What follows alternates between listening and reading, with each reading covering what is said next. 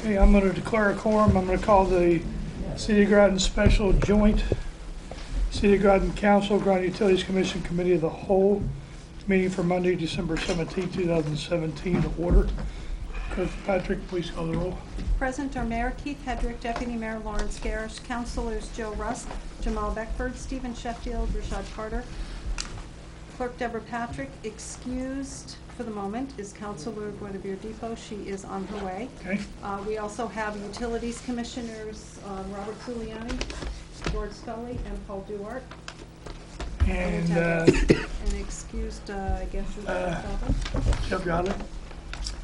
And then I'm here as well. Okay. The first item on the on the agenda is 7:30 cost of service study presentation. Ron G'day, will you introduce this? Sure thing. When we realized that Microphone. Yep. Make sure when you speak into the microphone. if you want, while we're presenting, do you want that to hold the mic while we pass it around? Yes, we can do that.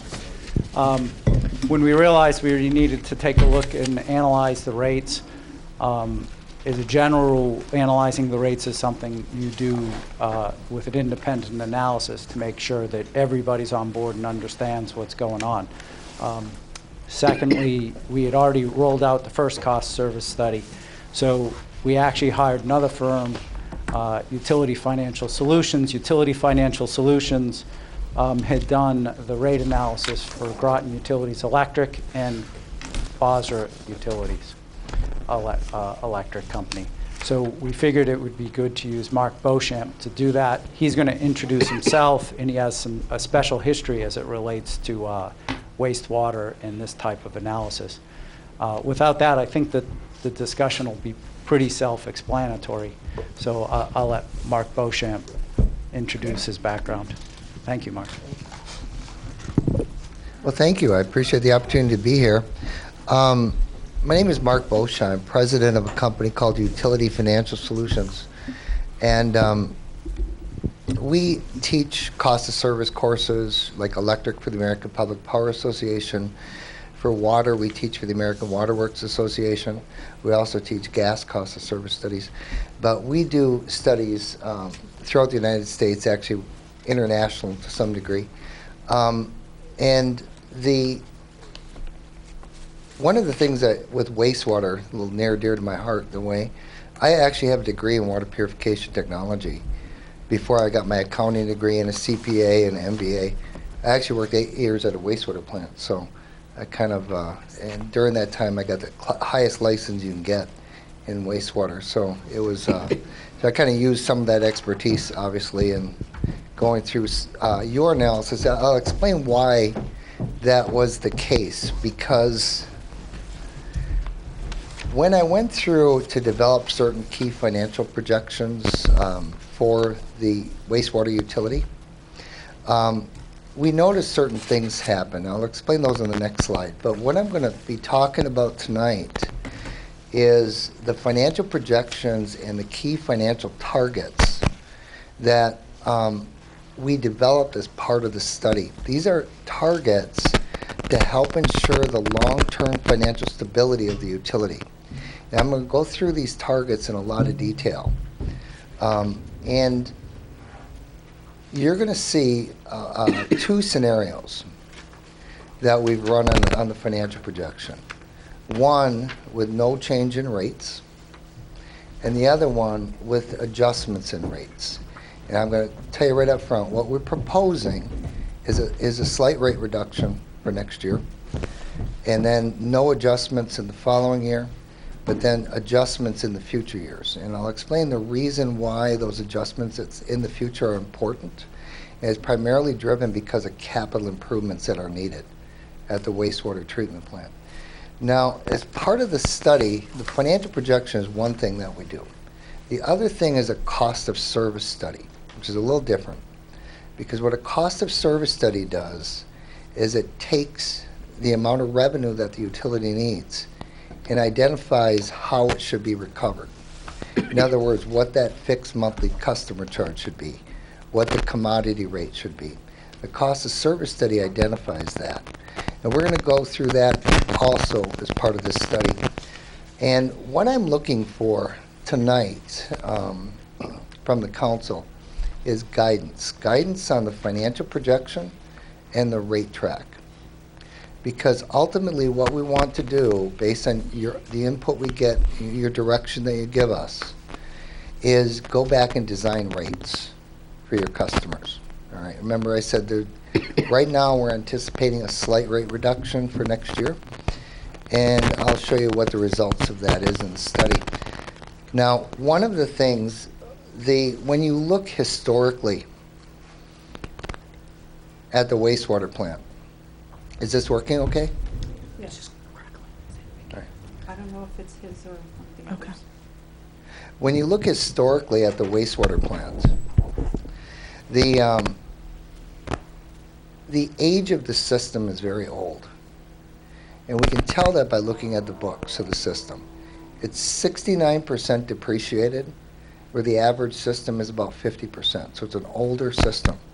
Historically, the capital improvement programs that were done as part of, for the wastewater system was focused more on emergency capital and not replacement and upkeep of the existing infrastructure. And that's showing up in the financials and moving forward. Is that my mix that's doing that? It could- I honestly Can you do take, not know. does this reach? Can you It take could be this? that you're holding the receiver part on the bottom where the connection is made. I'm Oh, guessing okay. that could be I'll it. try that. I Could honestly be. don't know. Okay. Also, not only do you have an older system, the cash balances and the cash reserves are very limited. As part of the analysis, one of the things we looked at is how much cash should the utility have right now, considering the age. And we're substantially below what that number would be to have the system properly funded. The other thing that occurred a couple of years ago or last year when the transition plan was made to transfer from the city to the utility of the wastewater department, the revenues at the time were overstated by about $1.1 million.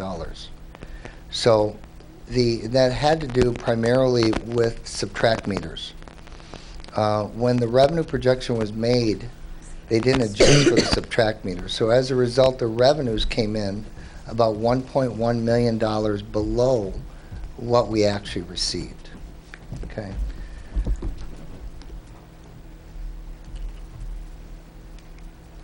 Now, when developing the study, the objectives that we laid out or had for the wastewater department was to establish a plan for future capital improvements. How much could the utility afford? How would the rates need to change? How could we fund these capital improvements that would be needed? And of course, they can be funded, 1, through rates, 2, through debt issuances. And you're going to see in our financial projection and a reliance heavily on debt when I come to the financial projections. Now, also, we identified the minimum level of cash the utility should maintain in reserves. A utility has to have working capital, which is the timing difference between when bills are paid and you get the money from customers. You also need cash reserves for capital improvements to make your debt service payments. And if a catastrophic event were to occur, enough money in reserves to start the repair and replacement process. So you're going to see where I'm going to discuss and go over the minimum level of cash that the wastewater department should have in reserves. Now, one of the things we're also looking for is direction on the cost of service results. Because what you're going to see is that fixed monthly customer charge should go up. And what happens is there are certain fixed costs in the system that we incur even if a customer does not use any water or discharge any wastewater. And I'll get into that in more detail. But just to maintain service for the account, that fixed monthly charge needs to go up. all right? So whatever we do with rates, you know, that's one of the things that we need to discuss. One of the things also that occurred is when we looked at a survey, and of course we don't have a survey here, but your rates in wastewater are very competitive with the surrounding community. Staff did one just recently and came out right in the middle of about a 15 utility survey. So you got very competitive wastewater rates. Now, what I'm going to do on the next 3 slides is to turn the microphone over, to go over some of the infrastructure and the wastewater plant, the pumping stations, and the collection systems to help you to explain some of the capital improvements that are needed.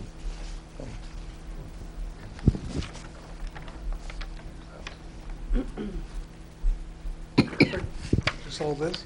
Yeah, just hold that. Okay.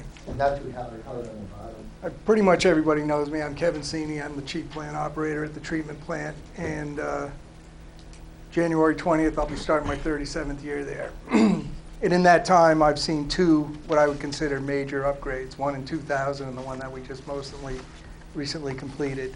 But what we do have is Ty and Bond had spent some time with us a few years back and actually went through the entire treatment plant, spent quite a bit of time with us as operators.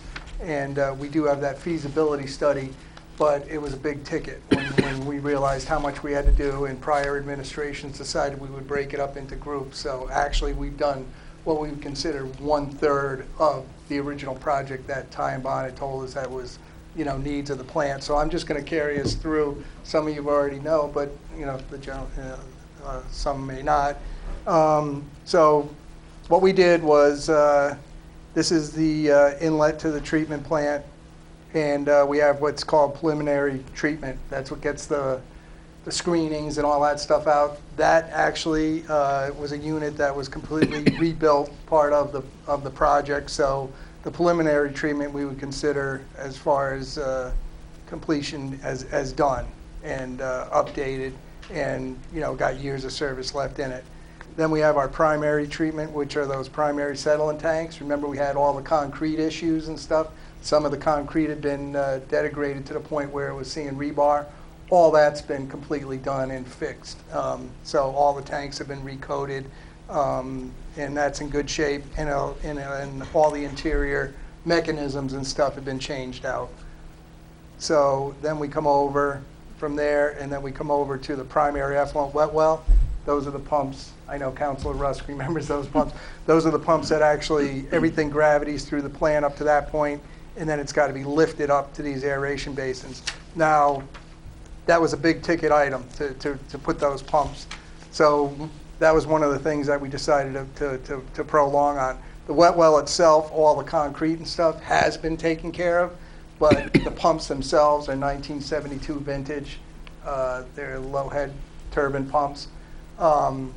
You know, systematically, they've been taken out and rebuilt, but the life expectancy is well exceeded with the pumps, and now you're getting to the point where they're almost becoming unrebuildable. So that also is a concern on hardening up the plant, because, as some of you know, we have pumps are down and we have the electric motors. So our plan for any flooding and stuff is to actually shut that down, disconnect those motors, and run them up to the firehouse. My bet would be, engineering-wise, we'd probably do something down in the wet well, you know, a submersible type pump. That's one of the things that keeps us up at night. If something was ever to happen to those 3 pumps, you're going to have you're going to have pumps that'll work, but you're also going to have noise complaints from the neighbors in the way, because you're going to have diesel pumps running. That brings us to the aeration basins. Like I said, nothing's been done to these since 2000. We went from coarse bubbler diffusers to fine bubbler diffusers, and we installed new blowers. But you know, those are now pushing, you know, 18 years old. They basically, you need air. Not to get into the way we move nitrogen, but you need air 24/7. So there's 3 of them. 2 are 75 horse, one's 100. And certain things through the plant, you know, if something happened to the generator, you can get one. If something happened to these pumps, you could bypass. If something happens to this air, you can't rent air. You know, you can't rent a compressor, or you can't run a blower. So that's one of the things that, you know, and then automation, as far as the guys, the operators are very good at the way we move nitrogen. We do all this manually, but all the automation and stuff is pretty much unplugged, as we just, it's inaccurate, it's unrebuildable. So we go through the aeration basins, and then we come over to the final clarification.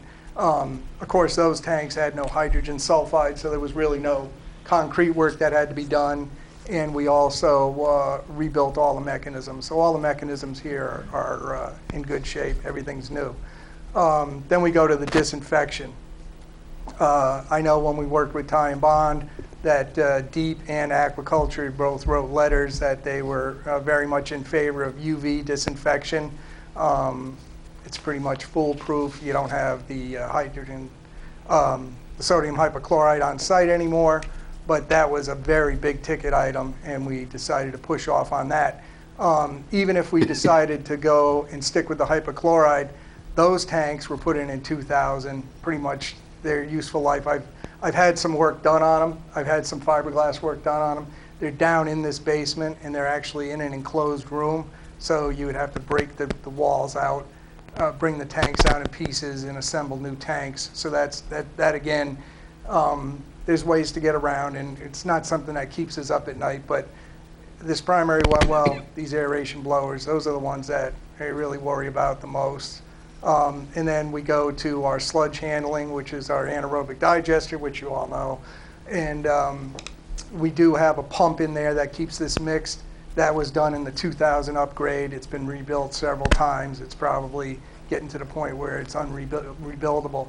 But the actual heat exchanger and all the electronics and all that was just recently done in this last upgrade. We were hoping to get the pump, but we just didn't have the money at the time to do it. So and we obviously know that the cover and everything's been taken care of, and this has all been cleaned. So we're in good shape there. Like I say, the main mixing system and the mixing pump is you know, coming on 20 years old. So I'd be more than happy to field any questions if anybody had any questions, but that's pretty much it in a nutshell, how we're looking. Sure, Council Rowe. What do you anticipate needing to be done the soonest? I mean, it's a lot of information, so. Oh, yeah, the soonest I would think are those aeration blowers. Like I said, you know, if something happened with these, we can get like a silent, you know, you'd have to have all three of these. You know, and they have been rebuilt. Remember, you guys approved them, so we systematically got those rebuilt. They're useful life. You can only rebuild something so many times. But my biggest thing is these aeration blowers. If one died, now we're down to two. If a second one died, now you're really, you know, because without this air in here, you lose all your biological treatment, and the plant just, there would be no way for it to make permit. You'd really be in the woods, because you would only be able to have primary treatment. You know, it's definitely something that, you know, you're going to see on the news. So, you know, with those being that old, that's a big concern to us. That would be the number one thing. Okay. Council Sheffield. Yes, what would be the dollar figure estimate for, are you the numbers guy? I don't remember. It's actually, though, I mean, it's in the facility plan, like Kevin mentioned in the beginning. So we would do that, you know, we'd have to upgrade those prices, because that was done in 2013. Yeah. So we'd have to revisit those prices to do those. But all this work that Kevin mentioned is folded into the facility plan. It has it broken down into years. They recently did the 0 to 3 years, the immediate concerns. And then the next would be, you know, like 5, then 5 to 7, 7 to 10, and so on for the 20-year duration. Yeah, and like Rick said, we do have the facilities plan done, which it's a very good document. It's done. It's well done. Ty and Bond did it with us, and working with Sue Guswa. And I think they had the preliminary numbers, like Rick said, from 13, but I don't remember off the top of my head. Let's face it, nothing's cheap. So basically, we're doing an increase, assuming from 2013 numbers to now, 2018. Yeah. we're assuming there'll be an increase. And also, I mean, you got the 75, and the 100 is over here. You're looking at, you know, energy efficiency that probably really wasn't there. I mean, I'm sure anything that we would put in now, correct, would be so much more energy efficient. It would be incredible. And then if we get some automation out here, instead of setting our blower up with timers, you know, we run it for 50 minutes and then it's off for 40 minutes. You actually would be able to, with some instrumentation, be able to measure the ammonia. And once the ammonia dissipates, then I would shut the blower off. So you might be running the blowers, you know, 2 or 3 hours more than you really need to. You just don't know because you're not there. You know, I have on occasion, if we get called in the middle of the night, we'll quick go out here and get a DO just to see what's going on in the middle of the night, 2 or 3 in the morning while we're down there. But for the most part, you know, there is no automation left here. All that was part of the 2000. You know, it's on top of the wastewater tanks and on top of that with the salt and stuff. And, you know, the stuff, it's equivalent to a laptop, you know. So, I mean, once it gets to be 18 years old, it's, you know. Any other questions? Rick's going to go over some of the stations in the collection system with you. Okay.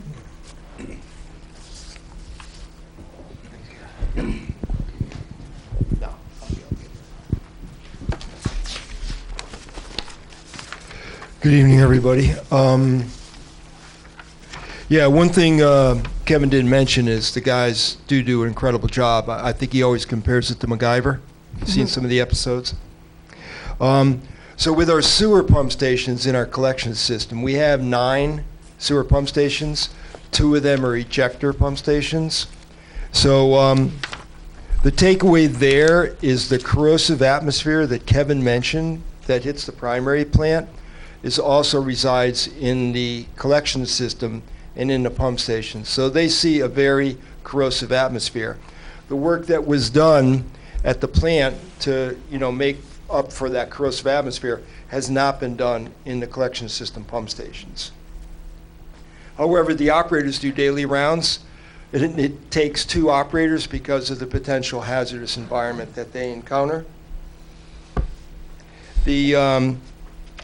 Our goal, long-range goal, is to work together and to put forward a request for a low-interest loan and the possibility of a grant to rebuild the pump stations in the collection system. So we hope to put that forward in our capital improvement plan. So if you were to go north to south in the city, then the first pump station would be North Slope on Fairview Avenue. So there's an older genset and 2 older pumps, and the same corrosive atmosphere, concrete repair, valve repair. So that's that environment. Then the next one would be East Slope Pump Station, and that is really a necessity for a generator replacement there. That's on Meridian Street. And then we go down to Twin Hills Pump Station. Actually, staff has replaced those pumps. They actually came to the WPCA for approval, and that generator now was replaced, and I believe it's propane now. In Colonial Manor, that's Paul Revere Road. That has 2 pumps, 300-gallon-a-minute pumps, and a generator set. Again, needs to be upgraded. The interesting thing on Colonial Manor, as I'll mention a couple of the other pump stations, the wastewater that's collected is actually pumped several times. So some pump stations only see it once, but some of the pump stations see it twice. Like Colonial Manor, the wastes are pumped, and then they're pumped again at West Side. So speaking of West Side, that's like our workhorse. It has 3 larger capacity pumps. Now, the West Side needs a new generator set.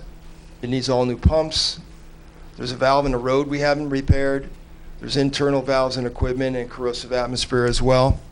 So that's a station that needs the upgrade as well.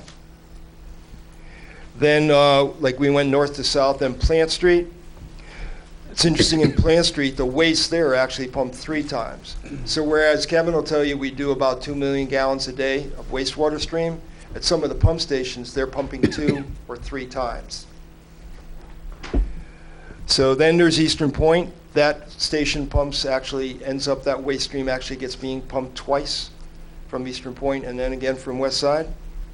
And there we are looking at replacing the genset, fuel tank, and the pumping units, just upgrading those. Then there's a couple ejector stations, one at Circle Avenue.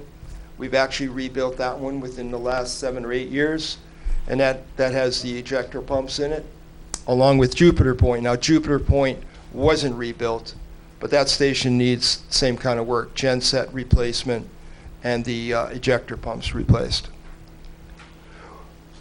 We do keep our own asset management plan. It's probably not as Mr. Beauchamp would like, in that we do it by hand and pencil and on spreadsheets, but we do try to, so we have records of all the equipment, looking at when they're maintained and when they need to be improved, and then we take that information and put it into the capital improvement plan. So that's pretty much it on the 9 sewer pump stations. If anyone has any question, I'd be happy to answer. Councilor Debo? I don't know if this is a dumb question, but is the reason that some of the water is pumped multiple times just geographical? Exactly. Okay. Yes. Just didn't mention, but most of the stations were put in, say, in the early 1950s, 60s. So that would be the vintage. Councilor Russell?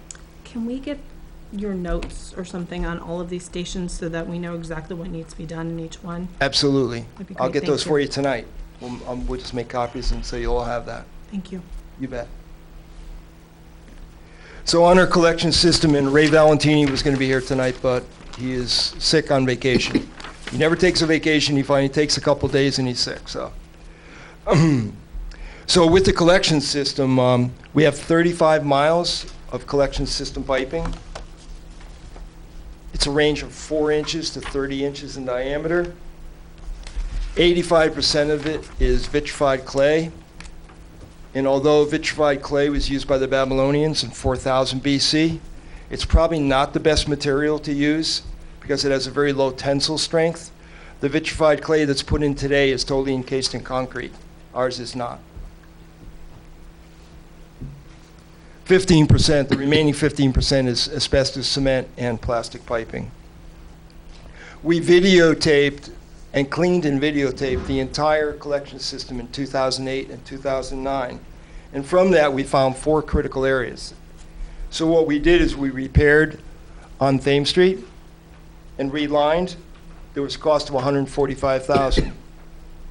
So when you hear the message that, you know, there's so much to do, I don't want you to think that we've done nothing. Kevin's crew, you know, although we don't see bills from outside vendors, that's because his staff is able to do a lot of that maintenance themselves. And the same goes for the collection system. We have had problems and we have addressed them. So there was Thames Street that was done, and then all along from the Eastern Point area, we did relining there. And I think that was 5,500 linear feet. And that was a cost of about $250,000. And at the plant then, we saw less infiltration in our system. So the rates that we were treating, some of that was seawater or rainwater getting into our system. So that's why we prioritized that and did some lining in that area there. But there's remaining of 15 miles that needs to be lined out of the 34. So relining is a trenchless repair that uses a liner that's cured in place. And it's usually cured by either hot water or steam. So it's $75 to $100 a linear foot. Multiplying that times the 13 miles comes out to a little over $5 million. That's sitting out there. This fiscal year, all that we have really budgeted for in our capital improvement plan, because of what Mr. Beauchamp mentioned in the revenues, is to repair Lytton Court. We have 100 foot of pipe that totally collapsed in that area. We had to do one emergency repair on it, but we've planned to repair that. And that cost, because we have to excavate, will be between $60,000 and $100,000, depending on what we find. So we do have a 10-year plan for sewer cleaning. So with partnership distribution and the distribution on the water side and wastewater, we have a jet cleaning truck. And we have a 10-year plan where in 10 years we would clean our entire system. So we do that from in-house. And then we have a vendor that does chemical treatment for roots, because as I mentioned, the VC pipe, vitrified clay pipe that's out, it's penetrated by roots. So it's not like ductile or cast iron pipe. And then we have a collaboration team from distribution, water side, from administrative, management, project management, and especially the PAF, to make sure we're in regulatory compliance with CMOM, which is Capacity Management Operation Plan. That was the brainchild of the EPA. Now DEEP enforces that. So this is to prevent SSOs, which are sanitary sewer overflows. And we do that by the maintenance that we do, which is cleaning. We do that by the repair. We have emergency plans, emergency procedures, and partnerships that we do make. And we regularly meet. In fact, the inspector was down from DEEP just recently and wanted to see our CMOM plan. Kevin showed it to her, and she said we were doing very well. And then we also participate regionally and locally with spill response. And then we work with upper management to put together our capital improvement plan. If anyone has any questions, and I could make copies of that too, Councilor Rusk. Please, thank you. Quick comment, how the capital plans in this study satisfies them? Sure, I'm actually going to let Mr. Beauchamp kind of address that, because I know we've gone through various editions of that, so I just want to tie that into the money. I'm not trying to back away from it, but I'm not 100% sure of exactly how it's accounted for. But I think, like Kevin mentioned, we're a third of the way through the facility plan, but those prices have to be prorated. And like I said, there's about $5 million in collection system mining if we want to do that, but we couldn't do that all at once because we couldn't close down the whole city. So it's a matter of, well, we do this road and this road, we'd have to allow traffic to still be maintained. Okay, thanks, Rick. Thank you very much. All right, thank you very much. What I'm going to go through now is the financial projections. I want to tell you how they were developed. We took your billing stats, basically, and projected out your revenues, made sure everything proofed out, and we also took your budget for 2019, and we projected that out. The models that we built were actually 40-year models. I'm only going to be showing you about 6 years, I believe, of that. Now, I want to give you one word of caution as you just went through and you saw a lot of potential capital improvements. The capital improvement program that I put in my models was what I felt, one, at this point in time you could afford, and to try to keep rates relatively stable.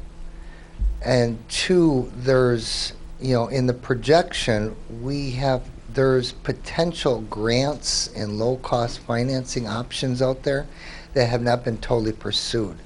Because right now I've set the capital plan based upon what you can afford. Now, when you build a model, a long-term financial projection, it's built on certain assumptions. And of course, these are three basic key assumptions. The one to focus on is growth. In the model, we assumed a 0% growth rate, okay? So we assumed that your wastewater service area would not grow. So, then your capital improvement plan. And like I said, yes, go ahead. You're also assuming that inflation's going to stay at 2.5 Correct. for those 5-6 years also. That's correct. That's a big gamble. Well, one of the things, it's probably going to sound kind of funny, but when you do a long-term projection, this model is built out 40 years, but anything beyond 3 years, in my opinion, the only thing I'm certain of after you get out about 2 or 3 years in a financial model is that you're going to be wrong, because it's based on so many assumptions. And the key thing is that these models be built, but they get updated frequently, so that 3 years ago becomes next year, and you have more confidence. And it's a planning tool is what we have in this financial projection model. So, but you're right, the 2.5% is something we've experienced. Right now, I think it's close to 3% actually. So, I would say so. now, I'm going to jump over these capital improvements. I want to go right to the financial projection. Mal, do you have the pointer? Oh, thank you. This is the 6-year projection. Now, early on, I mentioned there are 3 key financial targets that utilities need to monitor to help ensure their financial stability currently and into the future. And the very first one is cash reserves.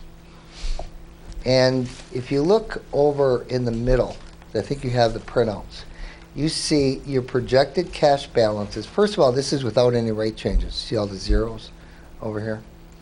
The projected cash balances are projected at $970,000, going to about $1.6 million. The recommended minimum cash reserves is about $1.8 million. All right, so we're at 970 right now. The minimum level of cash should be about 1.8. And that number rises to a little over 2 million. But there's one critical assumption that's driving that cash balance. The reason you're going up in cash, and that's these bond issuances. That capital improvement program that I projected, the $600,000 and the $1 million, basically your rates without any adjustments cannot support any capital improvements, not any significant capital on its own. They would have to be bonded for and financed, or you'd have to seek grants for it. So, and I'm going to get into the details of what makes up that recommended minimum. That's an upcoming slide. Now, the second target we look at is debt coverage ratio. Now, for a utility to issue revenue bonds, all right, which you have to go for a bond rating, even general obligation bonds require some form of bond rating. And when they evaluate your rating, they look at something called debt coverage ratio. And debt coverage ratio is the amount of cash that's generated from your operations compared to your debt service payment. And if you actually issue revenue bonds, it's actually written right in a bond ordinance, so you have to maintain it. And if you fall below that, you're actually in violation of the technical default on the debt. So most revenue bonds come with about a 1.2 coverage ratio, which means you have to generate 20% more cash through operations than what your debt service payment is. Your debt coverage ratio, because 1.2, if we were to target that, utility sales in general are dependent on weather and a number of other factors. So we always add a safety factor because we can't fall below it. So we want to maintain a minimum of a 1.4 coverage ratio. And you can see without any rate changes and with these debt issuances over here on the right-hand side, so you're about, in the first 3 years, we're looking at 2.6 million in debt issuances. And the system can support that without any rate adjustments until 2023. And you see the debt coverage ratio drops to 1.18. At that point, you would be in what would be called technical default on the debt. So we have to make sure that you maintain that coverage ratio above the 1.4.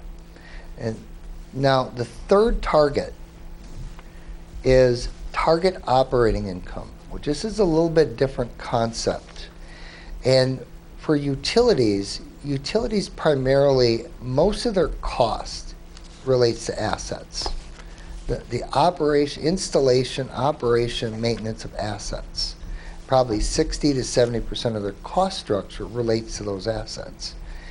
And when you put an asset in service, say you put $1 million asset in service with a 20-year life, in order to ensure that customers are paying for the use and the wear and tear of that asset, the target operating income tries to levelize the wear and tear on that asset over its life.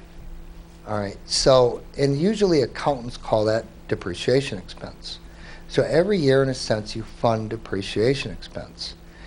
However, if at the end of 20 years, you said that $1 million asset with a 20-year life, at the end of 20 years when you go to replace the asset, it's going to cost more than $1 million because every year the replacement cost of that asset goes up. And this sounds kind of weird because we're a non-for-profit utility, but we have to make money to break even. And the reason we have to make money to break even is because of that inflationary increase in assets replacement cost. If we don't fund that, what happens is what's called generational subsidies. Customers today would be subsidized by future customers. Now, in your situation, the target operating income, in other words, how much money, and if you look at how much you should make, is about, it's in this column, it's about 800 to 900,000 a year. Your adjusted operating income is projected pretty close to it in 2020, actually.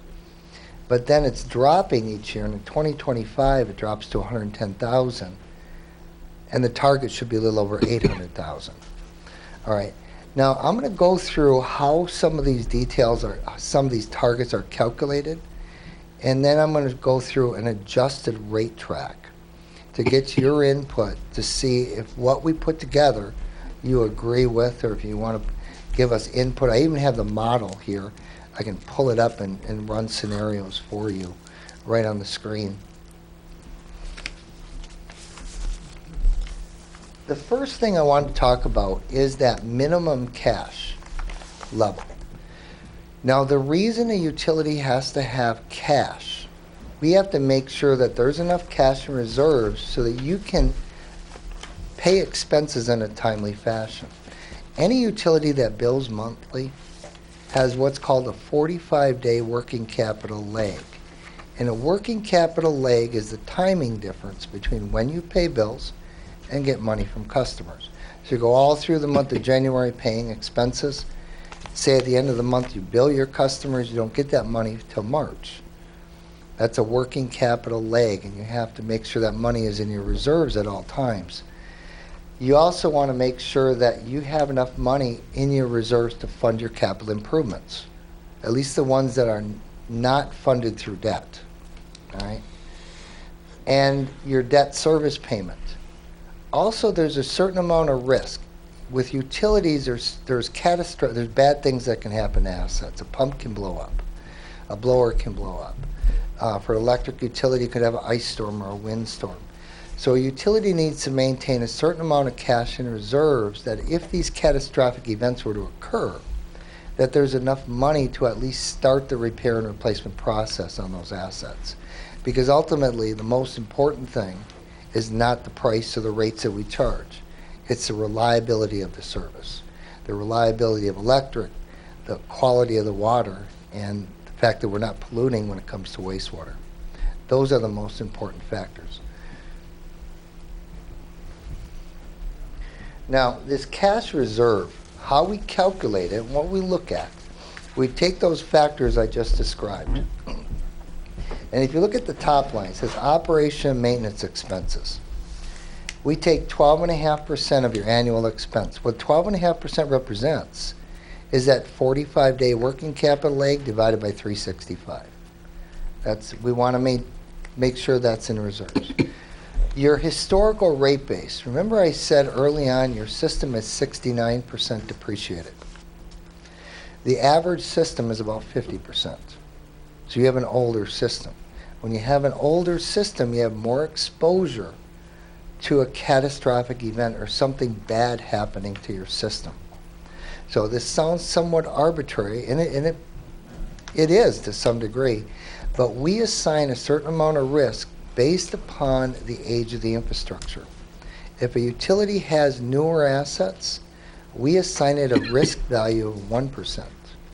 If it's on average right around 50%, we assign it a risk factor of 2%.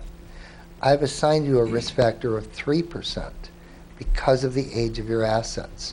What that 3% represents is your total historical investment in plant, which is around $35 million. That it's multiplied by 3%, comes out to about $1 million. So we want to see $1 million in your reserves in case something bad happens to your assets, like the blower, for example, that was mentioned. We also want to make sure that your debt service payment is in your reserves. Obviously, that's an obligation. We have to have it in our reserves. So we make sure that your highest debt service payment that occurs throughout the year is in your reserves at all times. The last thing is your capital improvement program. Less bond proceeds. Now, almost 100%, most of your capital program that I put into the capital plan, I anticipated financing it through debt. All right. Now, before I move on, is there any questions on this minimum cash level?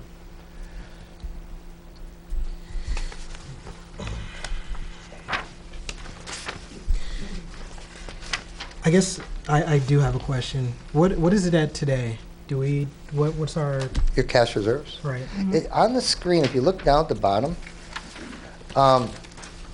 your current cash balance as of today is roughly about $650,000. That's what was transferred over to the utility. Most of that relates to excess bond proceeds.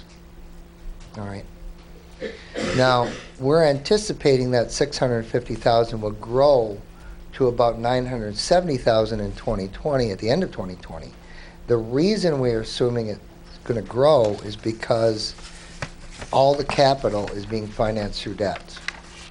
We're not funding any capital through the rates. Okay? Does that help answer your question? Right. Yeah. One of the things you're going to see, and you know, I told you early on that we have a 40-year model. And I'm only showing you 6 years of it. And, you know, when we're working with staff, we were looking at different options. How quickly can we move to get the wastewater utility in a position to be financially stable? At what point will it take 5 years, 10 years? You know, and we actually are on a long-term path. It's not something that we can take and turn this wastewater system around in 5 years. It's going to take 10 to 15 years, unless we get grants. They'll turn it around quicker. Now, debt coverage ratio, the calculation on that, this slide just shows it. It's really a very simple calculation. All it is the cash that's generated from operations divided by your debt service payment. That's all that calculation is. I'm sorry, And- can you go over that one more time? What was Sure. The cash that's generated from operations that? Mm-hmm. divided by your debt service payment. Now, if you try to calculate it on your end, you got to be a little careful, because cash that's generated from operations does not include debt service payments, nor does it include capital. It's only from operations itself. All right. But you can see in this slide that for the first 3 years, you're above that minimum target of 1.4 without any rate changes. The last one, the third target, and the way that I try to describe it is when I set a rate track, the minimum, I want to set a rate track to stay above my debt coverage ratio and to stay above my minimum cash. That, in a sense, becomes my floor. My ceiling becomes my target operating income. And when I set a rate track, I try to stay between those two, considering factors such as rate impacts on customers, where the utility is financially, the age of the infrastructure. But those are my parameters. There's no one that can say this is a hard, cold fact, this is where you should be. It's a range, and there's a certain amount of subjectivity involved in it. And that's kind of why I'm here to talk to you about, because I have that certain range of subjectivity between those two factors, that minimum cash and debt coverage ratio, and my upper boundary, which is the target operating income. And you'll see how we moved in that direction to move toward that target operating income over time. Now, the target operating income, I want you to look at one number, which is going to jump out at you. Remember I said it's the inflationary increase in the assets replacement cost. So I think you have about $35 million in assets, historical investment. But the book value on those assets is roughly about $10 million. It's old, all right? Now, because I'm trying to recover the inflation on the $30 million, And, oh, by the way, the inflationary increase in the assets replacement cost for water utilities is about 3.2% over the past 20 years. And that's the factor I'm trying to get when I talk about inflation for it. So because I want 3.2 times the 30 million, but this calculation, and it's a standard calculation in the industry, uses net book value. I have to adjust the rate of return to get at that 3.2% using net book value. So your rate of return is almost 12% on your assets to get at that target. And you know, I just want to emphasize that the reason it's important to note that is if a normal system like a 50% would probably carry a rate of return of 4 or 5%. If you were an investor-owned utility, they normally get 10, 11% rates of return on their assets. Most public power systems or municipal type utilities, it's usually in the 4 to 6% range. But because your assets are so old, I have to assign it a higher rate of return, closer to an investor-owned utilities. In a sense, I'm playing catch-up. I'm playing catch-up because we don't have the cash in the bank to replace assets. Where, you know, right now, to be honest with you, if I were to look at your cash, you should have about 12.5 million in reserves today, considering the age of your infrastructure. Yet we have 650,000. All right, just to give you an idea of what I mean by that. So this is, I just want to make sure I'm on the same page as you. So this, we're saying that this is bonding for the capital improvements, correct? This scenario that we're looking at right now. The scenario will be yes. Yes, this is just one of the targets. But the next slide. I guess my point is, wouldn't the system equity change based on what we're replacing? It will. And are we, all right, I was just making sure that we're accounting for that. No, you're absolutely right. Because as you add assets, that rate of return is going to drop.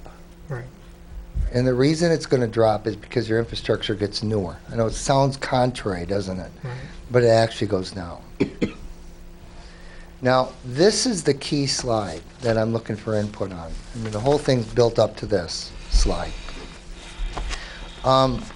What we proposed, and some of it was, you know, we looked at a number of different scenarios. We're trying to balance the needs of the community. We're trying to, you know, minimize any kind of rate shock.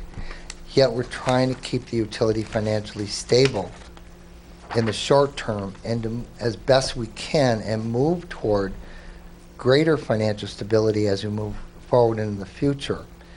We, you know, like I said, we're $12.5 million behind right now, in a sense. We can't pick that up next year or in 5 years. It's going to be multiple years before we get the system back in line where we are properly funding, pay-as-you-go in a sense, capital improvements. All right, so we got to get over this hump. What we proposed, this is the same scenario, but with a rate track in it, is we proposed a 2% rate reduction in 2020. All right, no rate adjustment in 2021, 2% increase in 2022, and then after that point in time, when we look at the projection, it looks like we're going to need something a little higher than inflation going forward. So in the model right now, I have 4% adjustments. Now, one of the key things with this projection, I assumed that you would not get any grants in any of your improvements. Any grant funding will help us immensely. But I want to, you know, the key thing is this. All of our capital right here is funded through debt moving forward. Because we do not have enough, we're not generating enough cash through our rates to pay for our capital. If you look at this slide over here, we're generating about $300,000 a year in our rates to pay for capital. The problem is I can't even use that for the capital because we are so low on our cash reserves. So I first have to replenish the cash reserves to get them above the minimum before I can take that money out and start using it for capital. Does that make sense? So I got to first replenish my cash reserves up so I get above the minimum, that $2 million minimum. Once I get above the $2 million minimum, then I can use the cash that's generated from my rates to actually pay for capital.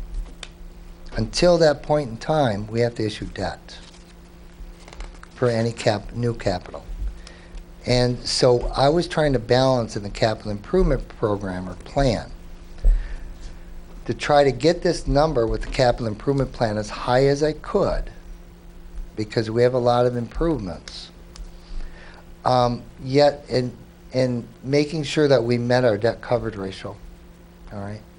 And also, I wasn't making your system any older. You're 69% depreciated. At the end of this 6-year plan, you're 67% depreciated. We're getting better, but we're not on a fast track. Okay? So this is the slide that I'm really looking for the most input on, because I proposed a 2% rate reduction. Yes? These figures, I assume, are based on continuing assets to remain, or future income to remain the same? Sales would remain the same, correct. There's no growth in sales. So, but there could be a decline in sales. Correct, but I assume zero growth. So theoretically, you are correct. If our sales decline, then we're going to have to adjust rates to pick that, because it's all fixed cost. Almost everything with wastewater is fixed. So if we grow, rates can, it helps alleviate rate pressure. If we lose sales, it's going to create more rate pressures. So, yeah, but this is the key thing. I'm proposing that 2% rate reduction. This is something to consider, followed by a zero. Part of that was, when the utility took over the wastewater department, we wanted to make sure that rates didn't change for the first few years. And we wanted to keep that promise. Why delay that rate change? I think because right now everything's so new. It was on the property tax bills. It was taken off the property tax bills and rates were created. So it's something that's new on their bills.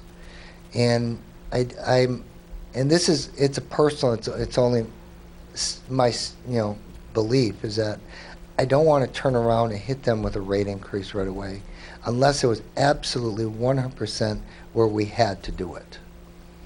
And that's the reason why I'm trying to consider your customer base in proposing a slight rate reduction, no rate change in the following year, and then we'll start moving in the proper direction. Well, another reason is that we had heard from the residents, and I had said we were going to follow these. We were going to look at it every month, and then we were going to tweak the rates. We were going to look at the rates and see if we could lower the rates because the customers had expressed a concern about rates. And since this is a long-term project, my thing is let's make it long-term instead of trying to get whole in 5 or 10 years. Make it longer so that we're taking into account the ratepayers, because that's one of the things that, one of the reasons that we have local utilities is to provide lower cost services. Now, one of the challenges we have specifically with sewer is that our base is finite. And that means that our sewer is just for city residents and for the North Slope. And that's it. We're not going to expand any further. There may be, if there's development where water and sewer is going to be put in, there may be new customers there. There are things that we are looking at from an economic development point of view for development of high-density residential apartments and complexes and things like that. So that's potential additional revenue. But what does, we talked about this, what does 2% mean? About 80 to 85 cents on an average residential bill monthly. And what's that usage based on? Based on about 580 cubic feet per month is So, the average. so about 500 to 600 cubic feet per month. And then the savings is, at 2%, the savings is 90 cents a month. Right? Yep, right around, yep, 90 cents. Councilor Rusk. I didn't raise my hand. Yeah, you can see you thinking. You can see me thinking, that's true. So, all I've heard from my constituents, all I've heard from many constituents, let me rephrase that, is that our rates are too high. And we are looking at a negative 2% for 1 month, or 1 year, a 0% for the next, and we're looking at 2, and then 4, and then 4, and then 4. I'm concerned about two things. One, I'm concerned that that will get high very quickly. We have a lot of people on fixed incomes. I'm also concerned that that will be at the whim of whomever is on council, which is exactly what we're trying to avoid by moving this to a ratepayer system. I'm concerned, big picture, that we've gotten to this point that we haven't paid for capital improvement, which is why I feel like we as a council went towards this side to alleviate that. So I am concerned about the 4% increases. I'm wondering if if GU is already looking at some grants and whether or not that process has started to start our capital improvement. Because I think that's going to have to happen. I can answer that if you like. I'd love that. So in two areas. One is that I asked our financial analyst, because we had experience on the water side, you have to submit financial statements to qualify for the low interest loans and the grants. So I said, is our current financial situation, we'll be able to qualify for the grants? And you assured me we would be able to, right? With the current financial situation, am I correct? It appears, yeah. Yes. So that's one factor, Counselor. And the other thing is what we hope to do when we build the next budget, which the process starts very soon after everyone has a nice holiday, I hope. When we do that, we're going to start to fill out the grant applications, right away. We're going to do that. Kevin and I and Ray will work together on doing that. However, there's a pecking order already established with all the people that have previously put in requests. So getting a priority ranking, like on the water side, it took us quite a few years to get #1 priority ranking. So we really can't guarantee we'll get #1. Well, we'll put together as strong a case as we can. And to answer your question directly, we plan to start right away to put that application in. If I could just add one thing. I said early on that when we do a financial projection, it's built on assumptions. And one of the key things is to alleviate some of your concern is that I would strongly recommend that you update this financial projection in 2 years prior to the implementation of any of these rate adjustments upward. We're talking about the 2% reduction, then the 0, but before we do the next 2% increase, that this projection gets updated. So to see if it's still needed, because if we get those grants, and I assume 5% interest rates, there's a lot of assumptions built into this, and that gets updated and reviewed before that occurs. So really, in a sense, I'm looking for like a 2-year plan right now. With the 2% reduction, where is the additional money going to come from to make up for the loss of revenue? We basically, instead of taking it amounts to about $30,000 a year.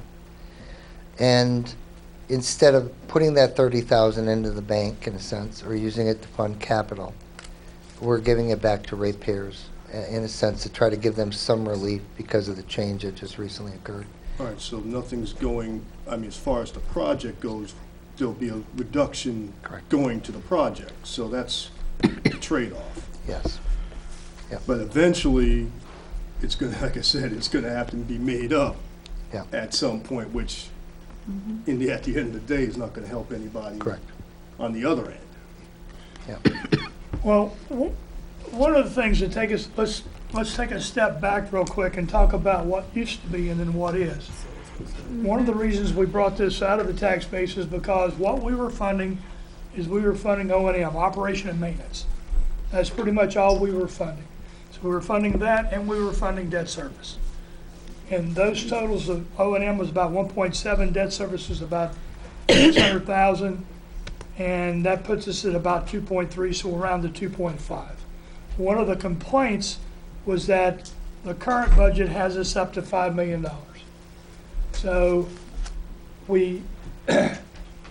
one of my concerns is we need to cover operation and maintenance, that's the basic minimum, and then we're doing capital projects. The capital projects, the capital improvement plan, the money was based on Rick and Ray and Kevin getting together and say, here's how much we need a year, because there's only so much they can do in a year, right? Even if we said we're gonna raise $2 million a year, they can't spend $2 million a year. So that's why we wanted to keep it reasonable, and that also helps reduce the revenue that is required in order to fund this. Because again, you know, we need to look at rates. It's rate funded. It's also bond funded, and part of the reason for the bonding is so that future generations that are going to use this system are also going to pay for it, because the bonds are 20-year bonds.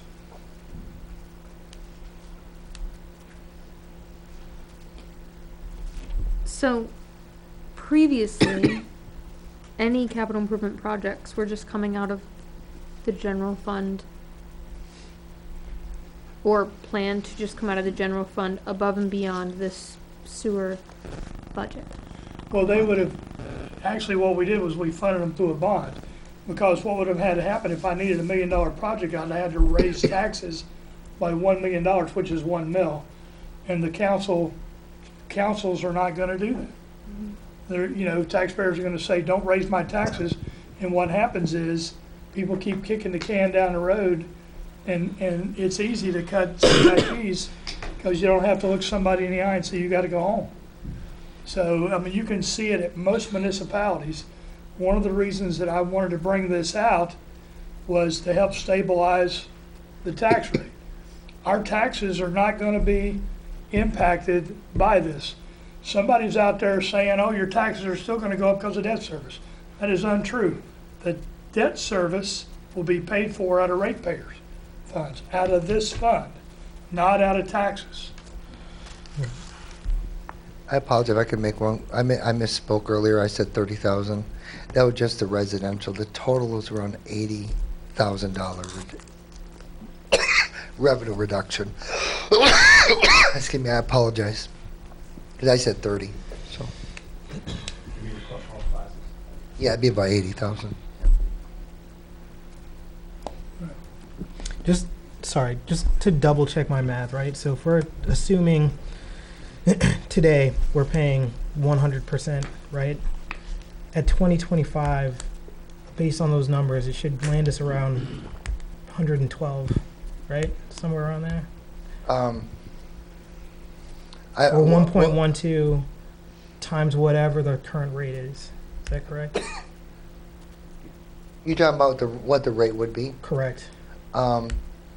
Like I'm trying to make this real, like for people that You'd are, be in the ballpark, probably close to 1.14 okay, because of compounding. right. Commissioners, do you have any questions or comments? The council has asked a lot of questions. I want to make sure you guys also have an opportunity to ask any questions or concerns that you may have. How did the 2% shape out of this one? It was basically with discussions, internal discussions. So it was set on saying, well, 2% was a target to say, and then things backed away from there, or formulated from there, or was there other formulation, and then you say, well, 2% is what shapes out? It was I know the mayor was looking at a much higher number, and It was kind of I'm driven. not seeing it there. Yeah, it was kind of driven based on how much we felt. We were trying to balance keeping the utility financially stable with keeping some of the promises to the community. And obviously, the more that we reduced the rate in the first year, the worse financial position it created in the future. So, in a sense, we're trying to balance how much could we give today without harming us for the next 2 years before we could then have a rate adjustment to get it back. Does that kind of make sense? Well, I mean, but the whole purpose is to gain cash. In the long term, yes, that's correct. Right now, to be honest, the wastewater utility is going to have to rely on the electric utility. I mean, I'll be very honest with you. It doesn't have the cash to fund its working capital needs. And for probably over the course of the next 5 years, it's going to have to rely on the water and the electric utilities until it can be standing on its own. But that would be, if you're saying they have to rely on it, means they have to borrow money from those other divisions. What I was referring to is working capital, but working capital from the standpoint, they're going to pay their bills. You're going to have one checking account. And the checking account can be electric, water, wastewater. It all comes out of the same checking account. It gets separated in your financials. But what's going to happen is the cash is going to be there, but it's going to be there because the electric utility's got funds. Does that make sense? Oh, yeah, I Yeah. got that part. I'm just saying that then the treatment plant would actually, that division would owe money back. In a sense, correct.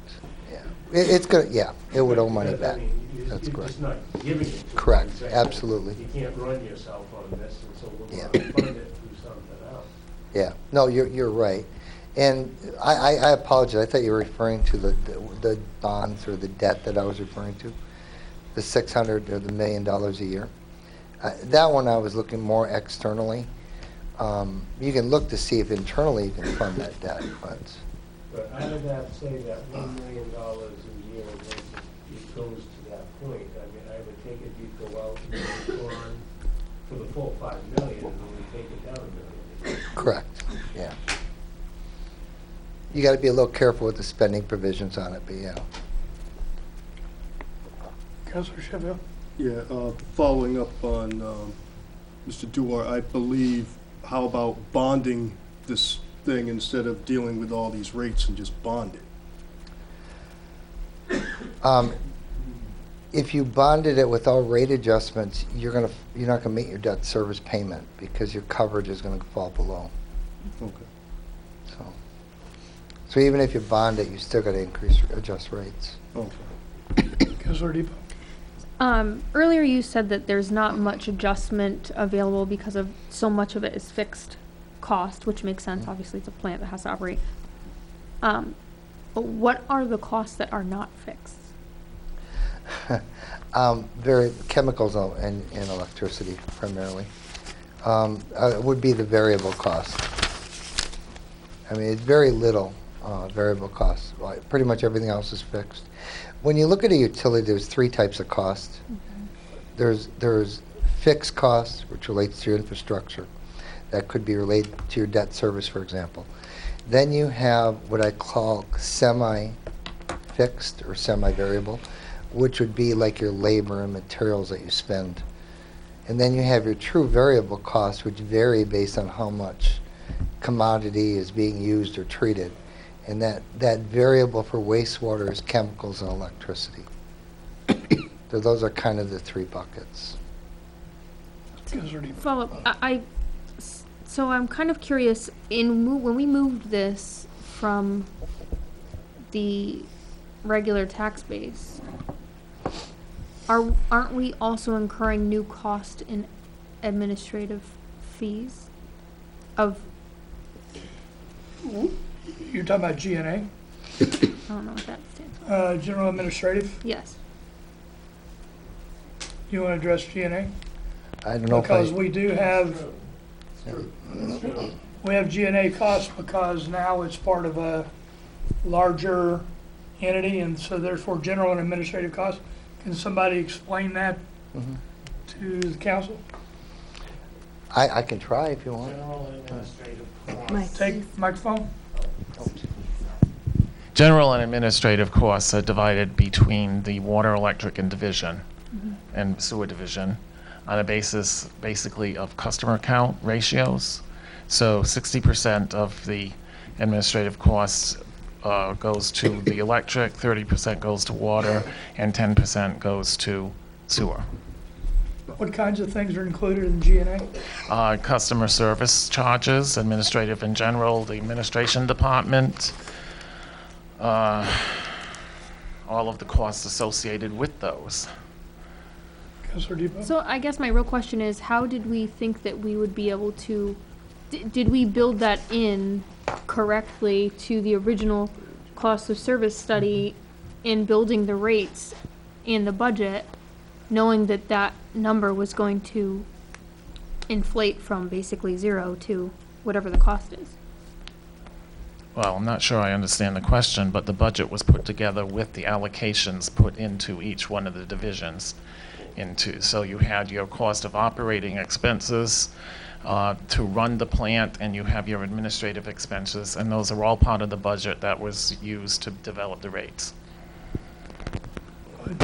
Well, I guess I don't think the point was made that there would be, obviously, from a financial perspective, you would assume these things maybe, but the general public might not realize that no matter what we did, the budget would have to increase significantly to account for administrative costs. And I think that was a little bit overlooked and underexplained from the beginning. That's all. It's the service charges, right? What they call the readers and all that stuff. Yeah, we addressed that when we first got our bills. And that was overlooked because first...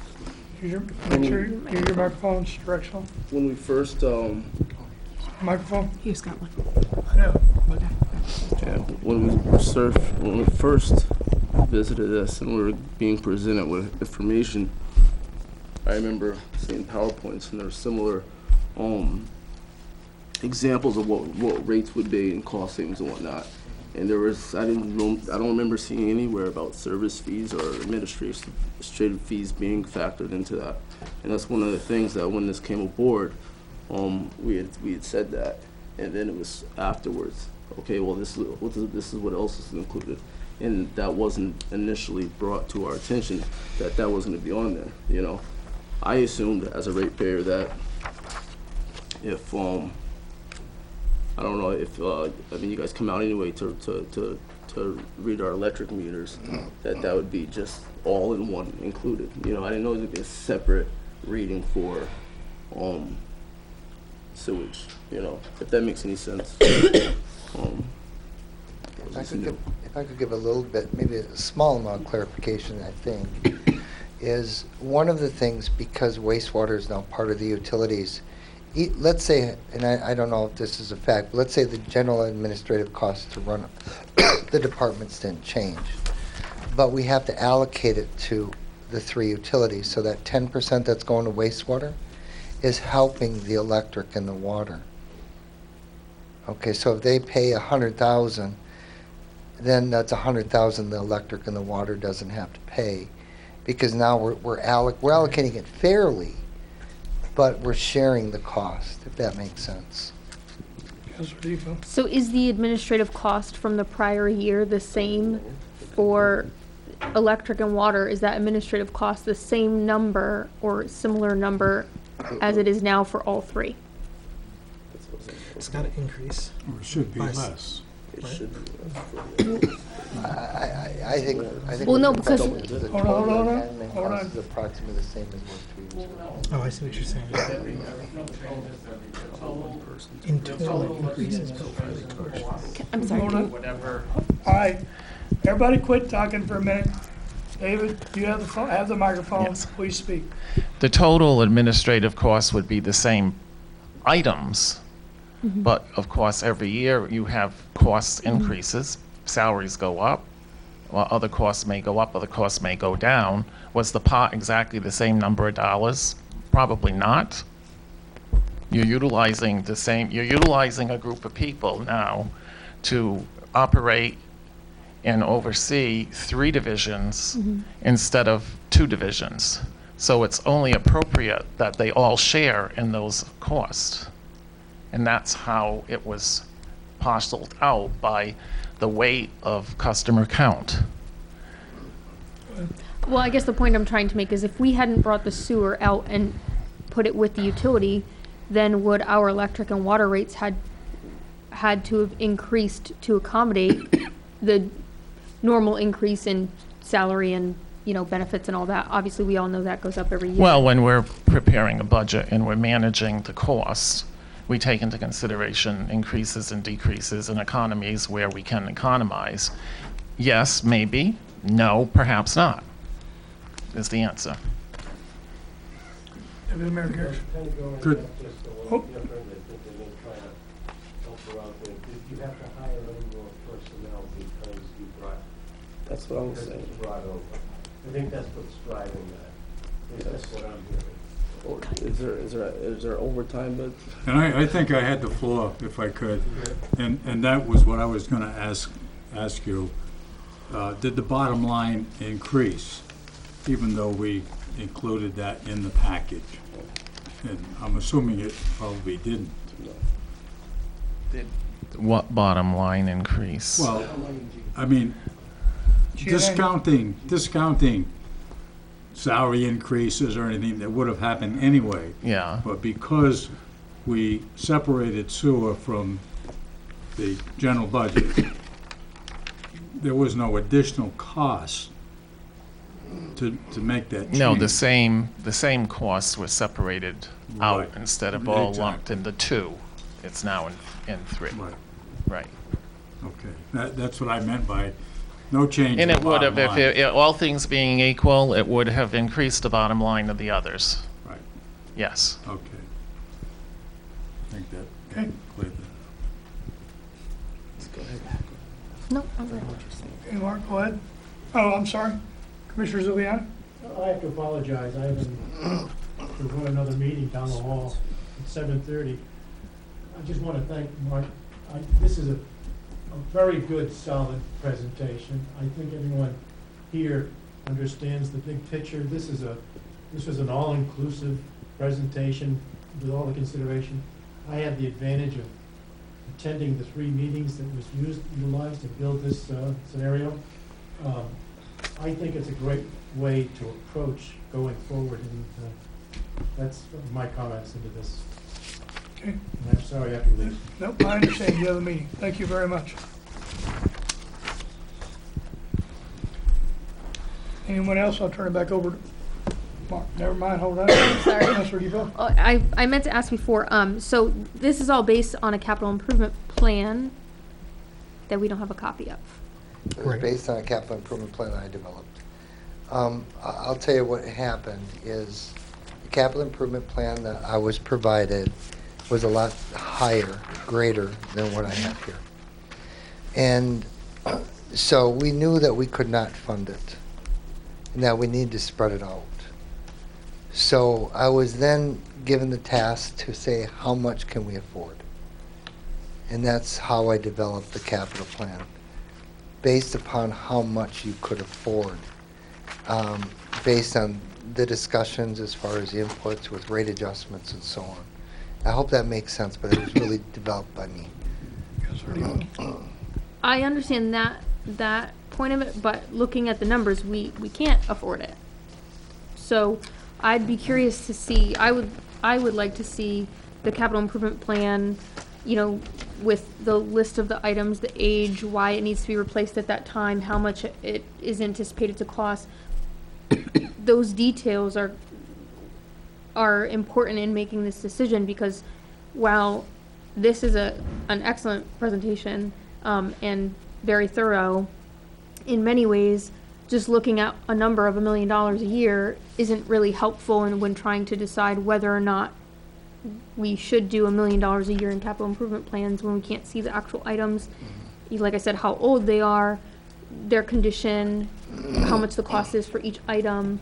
Those kind of things would be nice to see. I actually think that we have that. Can I Yeah, address that? absolutely. So that's a really good point.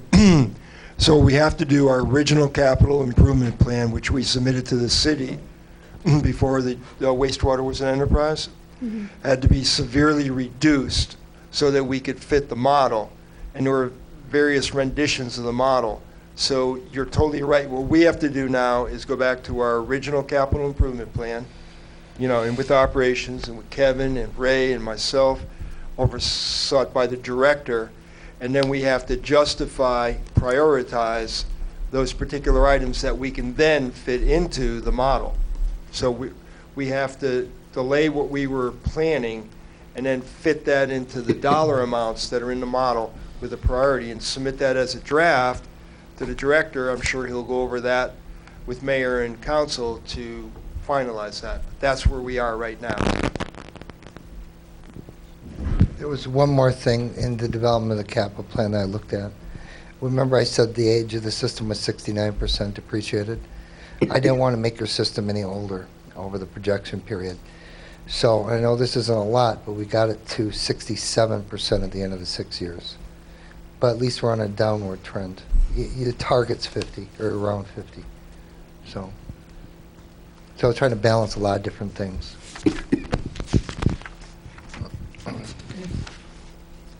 Councilors, commissioners, Commissioner Scott? So we went into, started this process a year ago, and we went into it with a budget 4.9 million, thinking that's what our revenue plan was going to be with. We found out that's not right. So now we know what our revenues are going to be, and now we've got to put a budget in there. In case we do. That is correct. So we're going to stretch out our work, capital work, Yep. over the years, and still get it done. It needs to be done. That's what was originally planned for 5 years is now going to take us probably 8 or 9. Correct. So I thought it was 8 or 9, but something is higher. Well, I guess the council is asking if instead of 8 or 9, it's 12 or 14, would that allow you to get the work done and reduce the rates to the ratepayers so that it's something that is more palatable to the ratepayers? Is that accurate, or am I putting words in your mouth? I would like to see what that does. I understand that after 3 years, it's very difficult to project what's actually going to happen, and we've got to revisit it. But what does that do? And again, I just saw the presentation, and I don't want to hamstring our operation. So if it, I'm going to have to lean on the expertise of the folks that are running, the plants. Can this be stretched out 12, 14 years versus 9 or 10? Could I address that? Sorry. No. Let me step into that. So in the presentations, you heard Kevin mention there was a facility plan that was done, and I have a copy of it. Be happy to share that. So that looked at 20 years of planning, and that at the time was about $25 million. We did $6 million of it. And then the remaining $19 million has to be prorated. That's just for the plant. If you remember, I said we have $5 million in collection system repairs to line 13 miles of pipe. Okay? And on top of that, we have another $2.5 million to rebuild the pump stations. So if you see what's here through 2025, we're basically at about $5 million. So really, what you're requesting, I believe, we've already done. We've extended this out. We are looking at, because it was under the mayor's direction that we stretch out this plan. So we are more in the 15 to 20-year range on rebuilding our system completely based on the facility plan, based on the videoing and cleaning of the collection system, and based on pricing out for the pump stations as well, where we are now. However, we still have to do a capital plan that would be extending for the next 10 years, prioritizing everything and pricing everything adequately. We don't have that done today because we were waiting till the model was put forth and there were comments on it and adjusted and so forth. Hey, I'd like to just address one thing too that came up when Rick mentioned the facilities plan and you all had mentioned the grants. I was up at the managers forum and I talked to some of the people at DEEP, and I also talked to somebody in a community close by that was in a similar situation to us. They had a facilities plan done by the same engineers. They ended up breaking it into 3 parts. Now, what they just recently got a grant for was to go from the facilities plan to final design, because that's going to be a cost, because just like Councilor Sheffield asked me, how much for the blowers?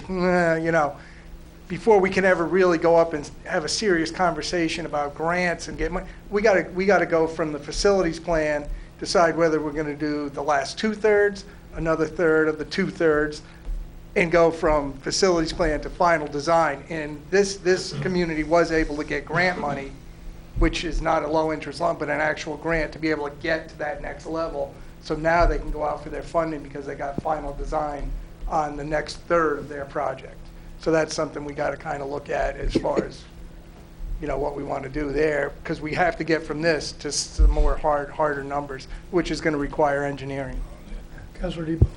So another question that I have is, there's a lot of discussion about grants, like, before we made the move and after and since, and I get the impression that you two are responsible for now writing the grants or pursuing grants for sewer, which I'm not sure how, on top of your previous full-time duties, how you would manage to add that to your task list. And if that's the case, how are we making sure that we are going to be able to pursue every opportunity, because we haven't added staff because we can't afford to, but then are we expecting the same people who are already probably working as much as possible to then add grant writing for the sewer department to their task list?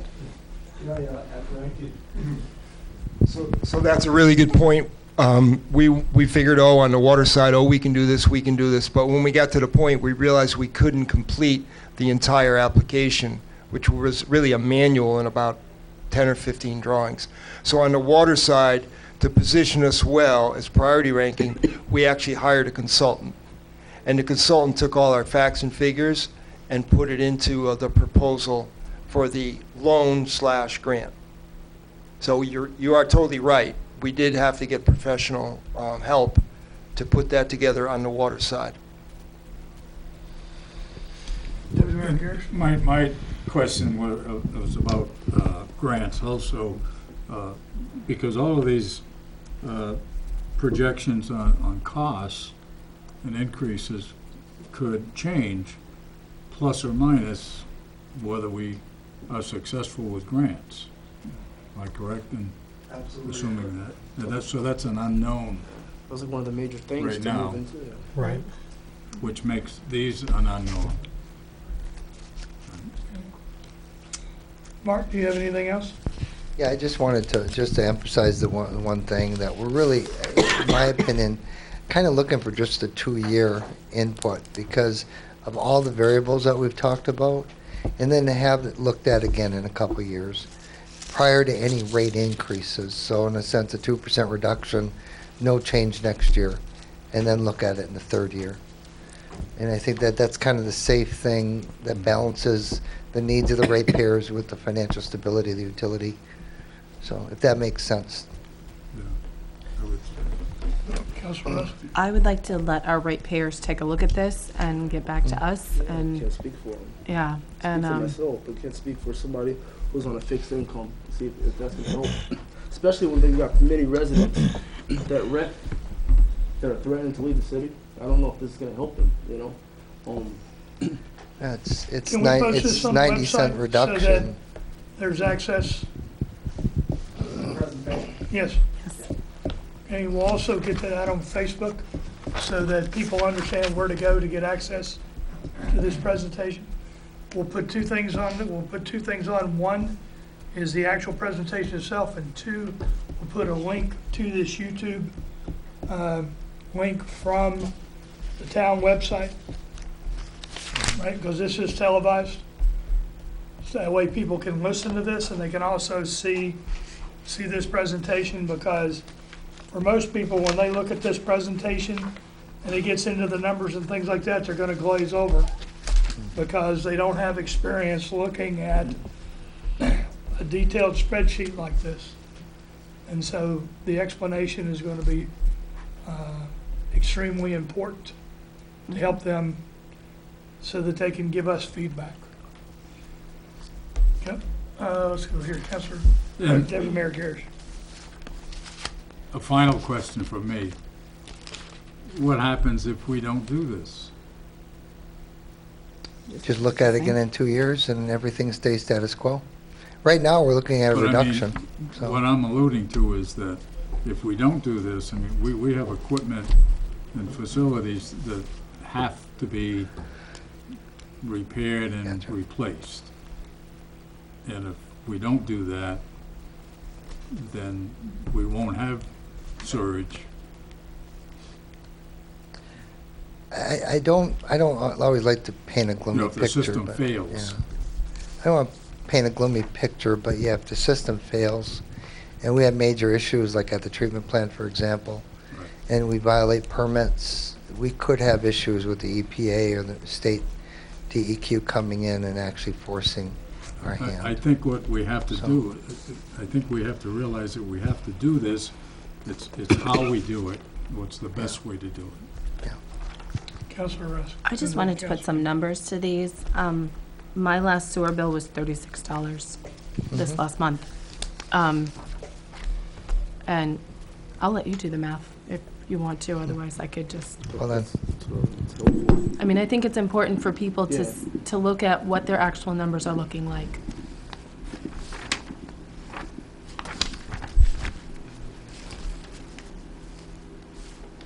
Now, I don't know if anybody else has a different number that they remember that their sewer bill was. I have, mine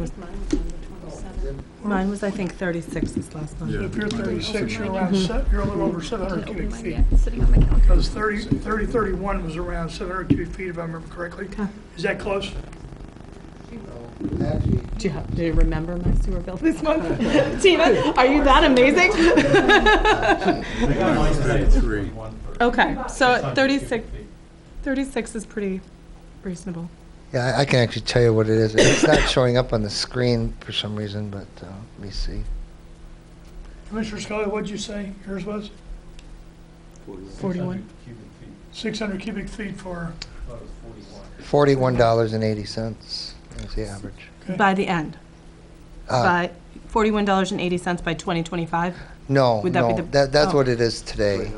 That's what mine is today? Yeah, that's what No, that's the average. Oh, that's the average. That's I was the like, average, you looked at yeah. mine? That's kind of So scary. I don't know what Um, your usage is, but So can you put that number into what it would be in 2025? You Sure. said 41 is average? yeah, Right, if you but give gotta me a few subtract minutes. the monthly, what's it called? Oh, yeah, because what's the monthly service fee? 940. 940. and then That's it's what I didn't 0.05 do. I didn't do that cubic either, foot. I just thought. Well, of she it. I can't do anything right now. So Looking 41 at this, looks like minus a lot of 9. increases. What is that actual number going to be? I just think it's important for people to have realistic numbers to go with that. Times 1.12. And don't forget to compound it. I would normally do it for you, but my system is no longer working. so- Okay, hold on. So we have $41 a month minus the 9 point, It's going from like $32 to about $36, $37. plus the 9 point something. Yes, So what was 36 you said was the last number? right. 36, 36 plus. so like $45. So you're going from like a $41 average to a $45 average. I think it'd be a little bit In higher 5 than years. that, actually. Did you compound Yeah. or did you add? Yeah, I think 47 sounds No, we closer. compounded. Okay, Okay, so even say 47. So you're looking at a $6 increase over 5 years Correct, yeah. per month, Per month, right? Yeah. for average. Okay. Mhm. I just want people to understand what those numbers look like in their real Yeah. life. Correct. Sometimes percentages can be misleading, you know, so And yeah. this is based on water usage, this is based on how many cubic feet did you use, 600? 600. 600. So 600. So if you use less, it should be less. If you use more, it's going to be more.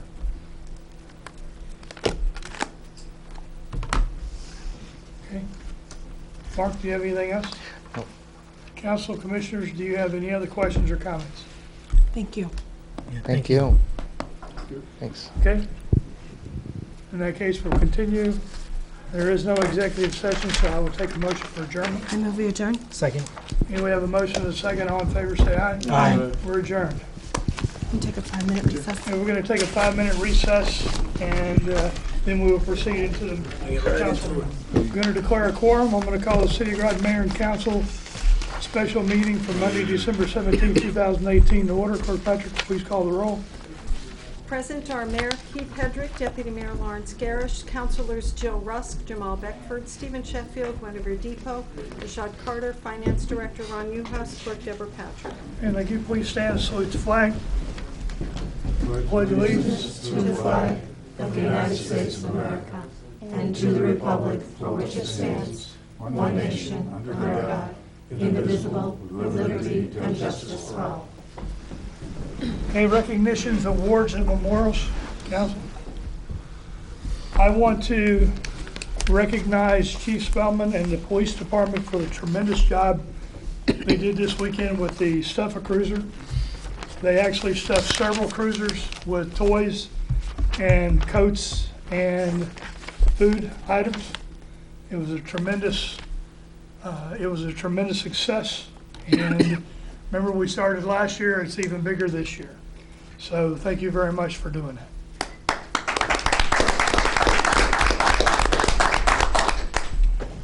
Receipt of citizens' petitions. Is there anyone who wants to speak? Okay, then I will not read this. Therefore, we'll skip the response. Approval of minutes. Need a motion to approve the December 3rd, 2018 Mayor and Council meeting minutes. So moved. Second. We have a motion and a second. Is there any discussion? Hearing none, all in favor say aye. Aye. Opposed? Abstentions? Motion carries. Communications and reports. Councilor Rusk. No report. Councilor Beckford. Nothing to report. Councilor Sheffield. Nothing to report? Councilor Depot. Nothing to report.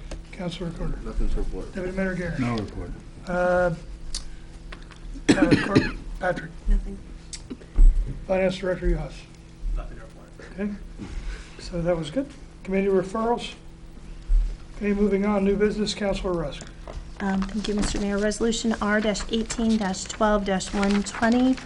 Therefore, be it resolved that the mayor and council rescind Resolution R-18-9-102 and authorize and approve the City of Groton to purchase 35 9mm weapons with TRUGLO BRITE-SITE from FIREARMS LLC, 450 Thames Street, Groton, Connecticut, for a total cost of $18,515.00, with an estimated $8,860.00 to be paid by trade-in credit and the remaining balance to be paid from asset forfeiture funds. I so move. Second. We have a motion and a second. Discussion. Chief, could you come up and explain what we're doing and why? First, my apologies to the council. When we looked at the two quotes, there was, anytime that you have that disparity in the quotes, before I authorized the purchase, I checked the quotes. When I found the quotes, they had bid on the same caliber and type of weapon, but in layman's terms, one had bid a Cadillac and one had bid in an economy model. So we did a requote. When we did the requote, we were able to utilize the local merchant that was in, and unfortunately I was not able to get them on the line. I wanted to have our people qualify with them earlier in the fall. There was a little bit of a rush on our end to get that done. Also, our 45s that we're carrying are at the end of their shelf life. I want to get a newer weapon on the line as quick as I could. the local vendor will be utilized, which I think is a good practice in any community to ensure that gets done. But if there was any issue with that going forward, we caught it before we executed it, but initially looking at it, I did miss it. If you remember last year, we revised our financial policies to take into account local bidders, local bid preference. That is, for if they come in within depending on the size of the purchase, if they come in with a certain percentage, then they will be given the opportunity to bid the low cost. And in this case, they came in and they were able to make the same bids, so that's why we are going local. So we did follow our local financial policies. Councilor D. Do you remember what the original resolution amount was? The original quote? It's a little bit more now, but we'll be able to cover that exclusively from our asset forfeiture account, so we're not going to be going in any taxpayer money. That'll be something that we acquired from asset forfeiture. So I believe that part of it was being paid already by asset forfeiture, so you're saying, are we I have enough paying in that line. more of it Yep, I to have cover enough. the cost difference? Yes, ma'am. And I have that right in that line. I'll have more money to be able to do that. Councilor Sheffield? No, it's about the same. I was just wondering the difference in quotes between, So in your packet, there should have been 3 separate quotes. It's a little confusing because when M&P went back to match the quote, they didn't change the date on it, so they're both dated 10/5. So that's the reason for the 10/5. They just updated their original quote. So you'll see their original was the $9,765. Interstate came in at $96,5650, and then the third quote, they're the same order as mine. Is the M&P matching the interstate amount? But it says here that the balance was covered by asset forfeiture. That's correct. Correct, but what we wanted to show was the fact that M&P came in higher when it was first quoted. They were within that 10% window, which allowed them to match, and they did match the low bid price. Right. Councilor Carter? Just a general question, Chief. Once you receive the new ninth, Yes. what do you guys do with the 45s? We sell those back, and through an FFL, they'll be available for people to purchase. And you'll see that actually on the quote. There's the trade-in value of the 8860. They have some value to collectors. It's not something I'd want to put on the line, as you know. I knew that. We've had a lot of Just rounds put through. people. Understood. Councilor Bedford? What is the shelf life of a sidearm? We live on by the shore, so that you're going to encounter salt water, salt air. We qualify with our weapons. We'll go on the round. Most departments don't do this. We'll go out 2, 3, often 4 times a year with our weapon and put rounds through it. Our guys shoot on their own, so that you get a lot of rounds through the weapon.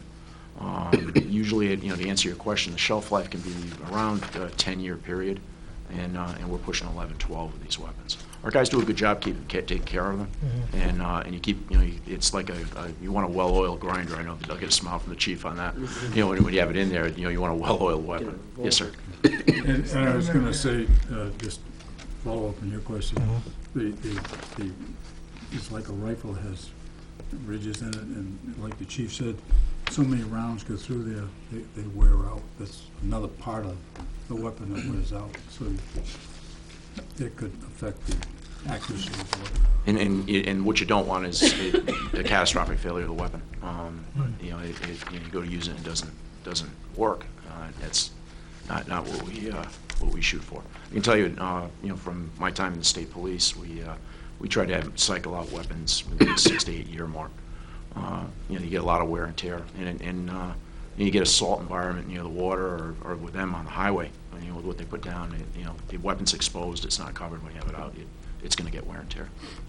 Thank you. Any other questions or comments? Okay, hearing none, all in favor say aye. Aye. Opposed? Abstentions? Motion carries unanimously. Councilor Becker? Resolution R-18-12-121. Therefore be it resolved that the mayor and council commission, let me say that again. Therefore be it resolved that the mayor and council authorize Groton Utilities management to contribute up to $137,371.50 to the Neighborhood Assistance Act program in return for matching tax credits pending Groton Utilities Commission Water Pollution Control Authority approval. I so move. Second. Have a motion and a second. Discussion, Director Gaudet.